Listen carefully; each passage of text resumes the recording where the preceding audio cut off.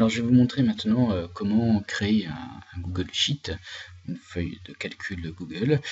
Donc je me suis créé un compte Gmail avec donc une adresse et en haut à droite votre compte Gmail, lorsque vous avez ouvert votre boîte aux lettres, vous avez ces petits carrés et vous pouvez donc sélectionner Drive.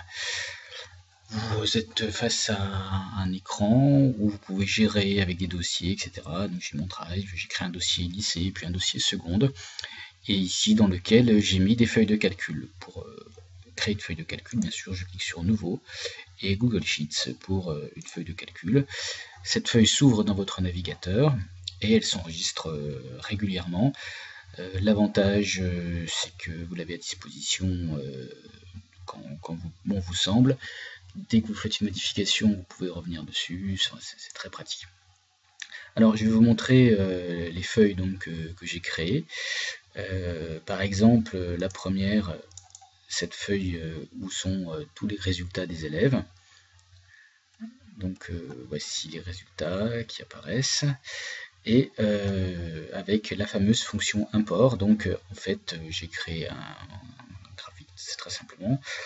Je vais dans fréquence, et si je lis la cellule dans fréquence, vous voyez import range, entre guillemets je mets tout simplement l'adresse internet qui apparaît dans mon navigateur, entre guillemets, point virgule, et le nom de la feuille, point d'exclamation, et la cellule que je souhaite importer. Donc là j'importe en fait la cellule C10 de ma feuille résultat pile ou face. Si je retourne donc dans mon drive, je vous montre.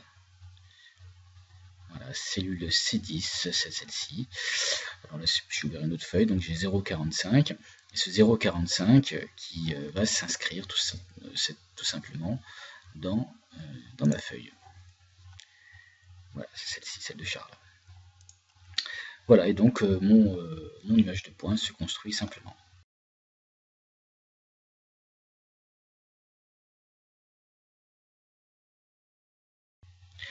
Je reviens sur la notion de groupe et de groupement sous Moodle qui me permet de faire un travail collaboratif.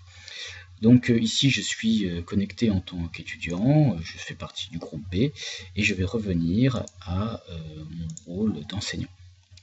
En tant qu'enseignant, j'ai accès maintenant, parce que c'est moi qui les ai créés, à tous les groupes. Et ces groupes dont j'explique la fabrication avec mes deux vidéos qui sont sur le site, eh bien, me permettent de travailler de manière collaborative. Ainsi, par exemple, le groupe D, eh bien, le groupe D, lui, a réalisé ce travail. Donc Mohamed et Lucas ont répondu, donc 0,55, ici 0,55, et sur la feuille globale, eh bien Mohamed est ici avec 0,55. Voilà, et donc je retrouve tous les résultats de mes élèves.